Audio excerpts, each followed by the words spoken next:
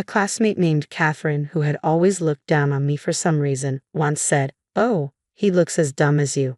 I guess kids who drop out of middle school are also stupid." She was a Harvard graduate and good-looking but had a terrible personality. After looking at my son Ryan's face, she made this hurtful comment. I could tolerate being mocked myself, but it pained me when she insulted my son. Despite my usual patience, I raised my voice and said, "His education level doesn't matter. Just because you went to Harvard doesn't give you the right to speak to my son like that." Ryan then spoke in a cold voice, "Dad, this woman, it's Mrs. Smith, right? Should we fire her?" Although Ryan looked like an ordinary 10-year-old, he was far from ordinary. Catherine would soon realize this.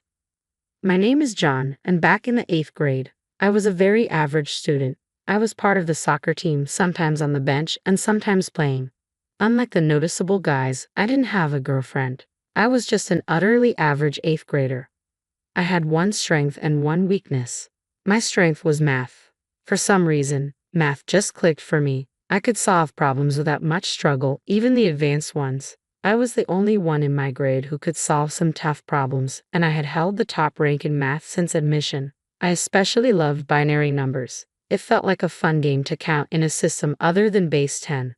My weakness, or rather the person I couldn't stand, was a beautiful classmate named Catherine Smith.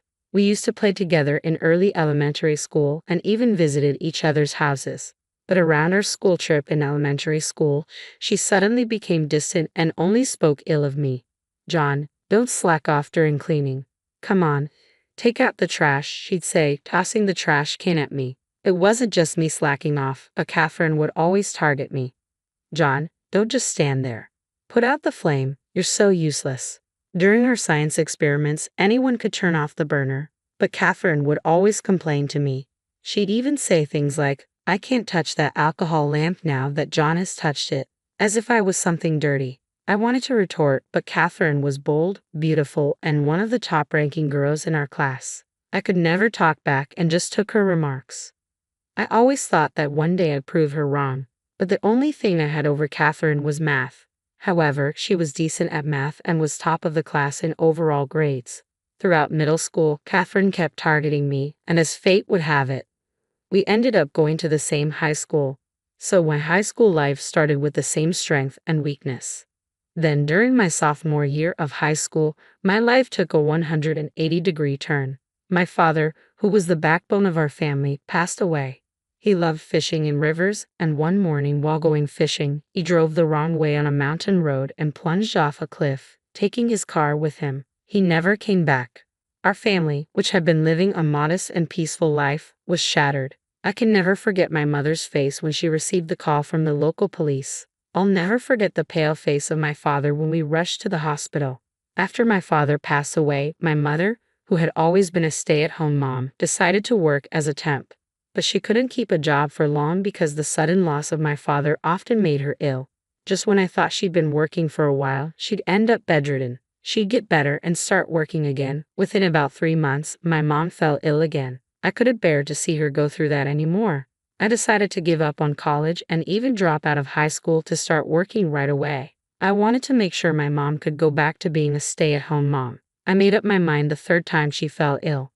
When I decided to quit high school, Catherine, who always criticized me, confronted me. "What are you thinking? Are you out of your mind? Without a high school diploma, you won't stand a chance in society. You have just 1 more year of high school. Don't quit now. Only a fool would drop out." Despite her strong disapproval, there was no changing my mind. I handed in my resignation that week and left high school by the weekend. After quitting, I first took a part-time job at a local convenience store. Since my high school didn't allow part-time jobs, every day was a new experience for me. It was tiring, but I had committed to supporting our livelihood, and there was no turning back. As I got used to the convenience store job, I began to work part-time at a British pub in the evenings.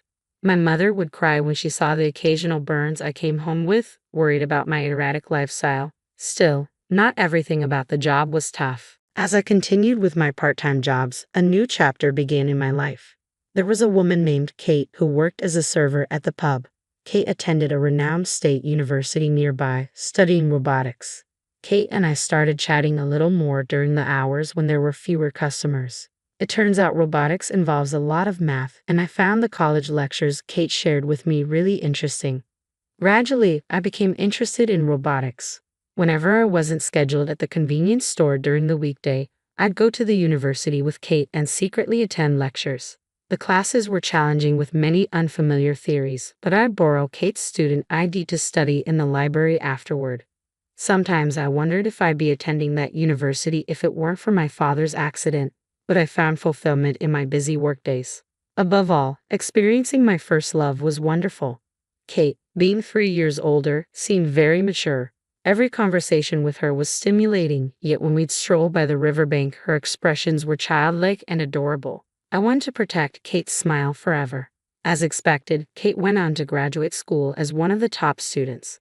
Many research labs wanted her, and she chose one led by a professor known for tackling challenging subjects.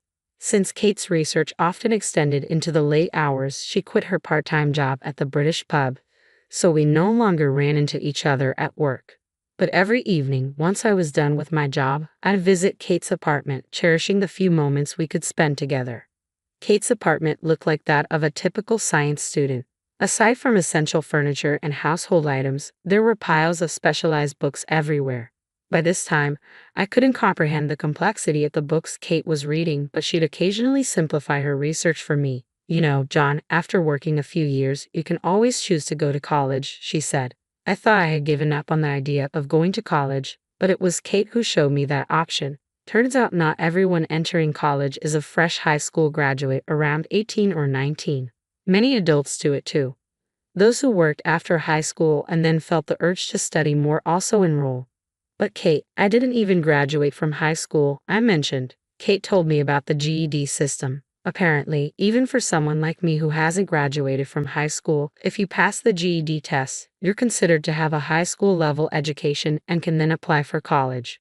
Right now, I don't have the money for college tuition and I'm maxed out just supporting my mom and me, but a new dream was born in me, to save up money and go to college someday.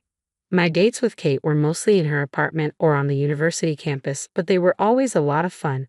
The university's cafeteria was affordable and tasty, and considering the appetites of college students, they had plenty of large portion options, which was great. Kate loved the parfait from the cafeteria.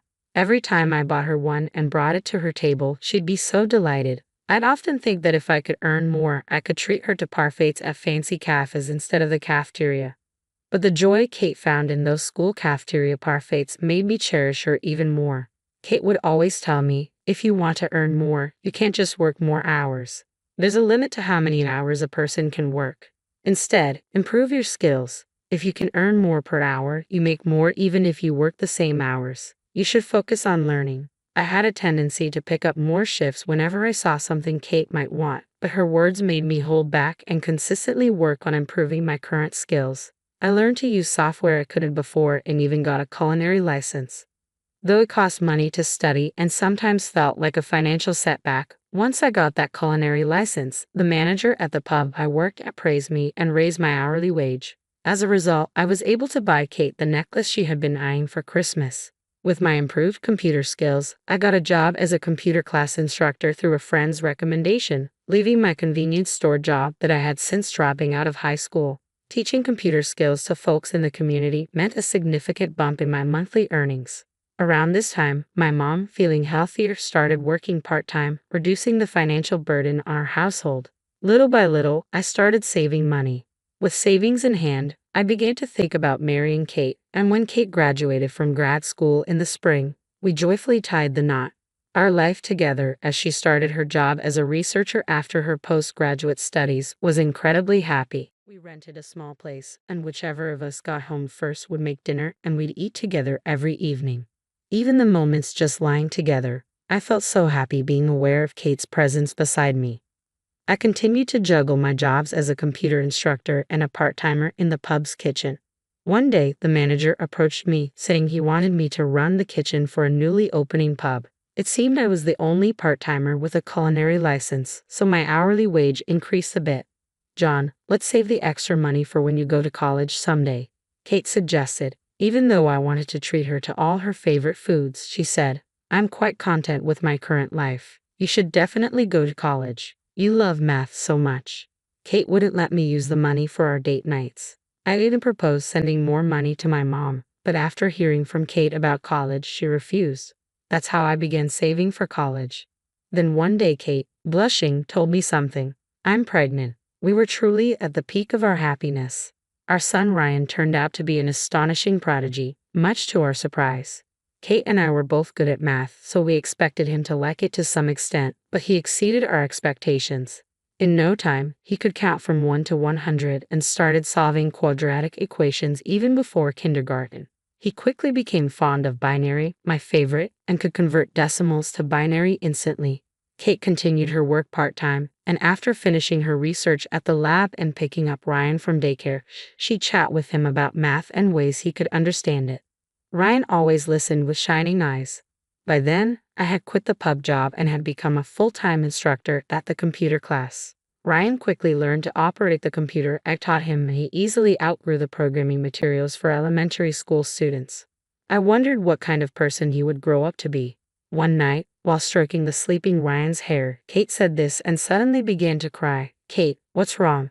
It was such a cheerful topic, so I was puzzled. Looking at her face with suspicion, Kate clung to me and began to cry. Then she revealed, I've been diagnosed with a brain tumor. I was stunned.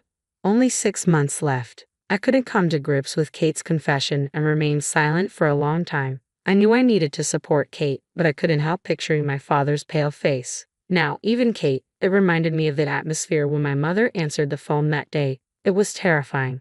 "Please tell me it's a lie. Tell me you're just joking." I couldn't accept Kate's illness, and for a while, life continued as usual. Kate went for treatments, but she never talked about her illness since then. I thought maybe we could just pretend it never happened. But one day, a call came from the lab. Kate had collapsed. Lying in the hospital bed, Kate had regained consciousness but was hooked up to several lines, breathing through an oxygen mask. I wanted to look away, but the situation had escalated to a point where I couldn't. "Please look after Ryan," she said. By the time I finally accepted the reality of her words, Kate's condition had deteriorated to a level beyond treatment. For the month before Kate passed away, we repeatedly talked about Ryan's future. Kate apologized to me and Ryan again and again. She had nothing to apologize for. The hardest part was for Kate, having to leave Ryan. Kate often said, "Ryan has an incredible talent," and I felt the same way. I promised her that I would do everything I could to help Ryan harness his exceptional gifts. Kate often took Ryan to the lab, where everyone adored him. She asked me to keep taking him there even after she was gone. With the help of everyone in the lab, I promised to provide the best education possible. At dawn, 6-year-old Ryan held back tears and said, "Mom, Dad, and I will do our best." Don't worry, Kate was called to heaven at the young age of 33. Having lost a loved one twice, I couldn't afford to break down. I had to protect my son Ryan. From that day, we started a new life focusing on nurturing Ryan's talents. Time passed, and as Ryan's 10th birthday approached, we went to celebrate at a famous upscale restaurant known for its traditional dishes. After enjoying our meal, we were satisfied and just stepping out of the entrance when I noticed a familiar face. It was Catherine, an old acquaintance from elementary to high school. She was there dining with her boyfriend. Upon seeing us, the corner of her mouth twisted into a smirk. Dining in such a fancy restaurant even though you dropped out of middle school. Out of your league, don't you think? Middle school dropout or not, what's that got to do with anything? I didn't want to provoke Catherine, especially with Ryan around. I tried to leave quickly, but she kept on throwing jabs. "You probably can't even educate your child properly with your dropout status, can you?" I had promised Kate to prioritize Ryan's education, so this really got under my skin. Still, I tried to ignore her and started to leave with Ryan. "Look at him. He's got that clueless look, just like a dropout's child. His stupidity runs in the dropout family," Catherine pushed further. Although I could handle insults thrown at me when she insulted Ryan, I lost it and snapped back. "My educational background has nothing to do with this. Just because you went to Harvard doesn't give you the right to talk that way about my son." "Oh, come on. Is it because you didn't even finish high school?" Catherine continued to mock. Ryan suddenly said in a cold voice, "Dad, this woman, it's Miss Smith, right? Should we fire her?" "What are you talking about, Ryan?" I tried to reprimand him, but Ryan continued.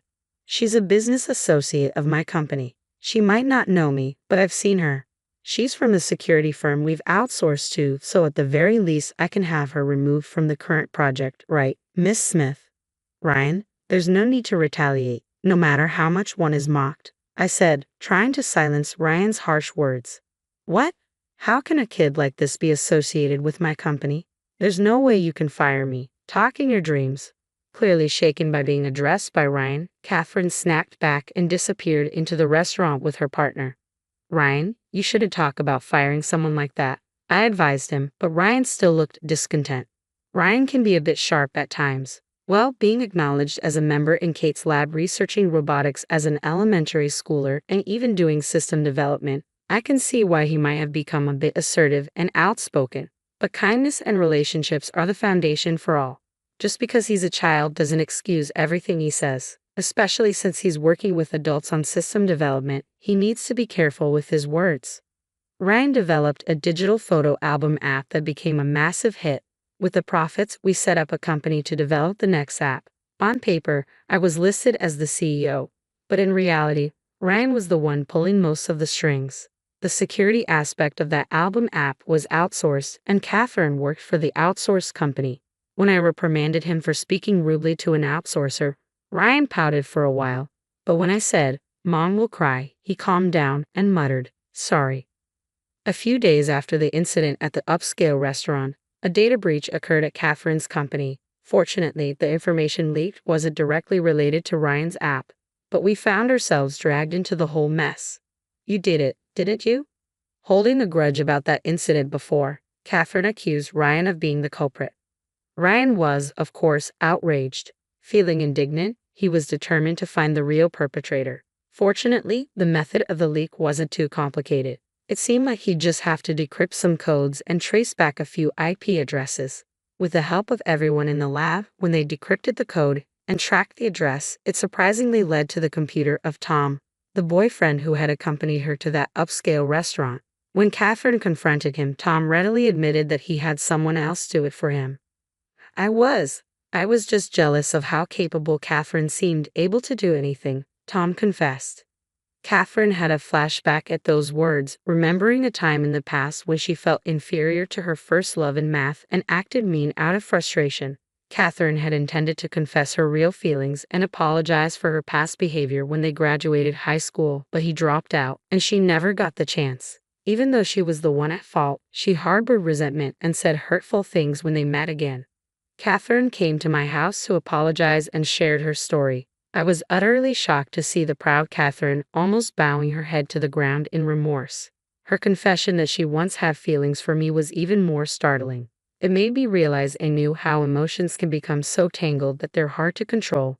Ryan didn't say much, but he seemed to sense something in Catherine's sincere apology and her vow to help Tom get back on the right track.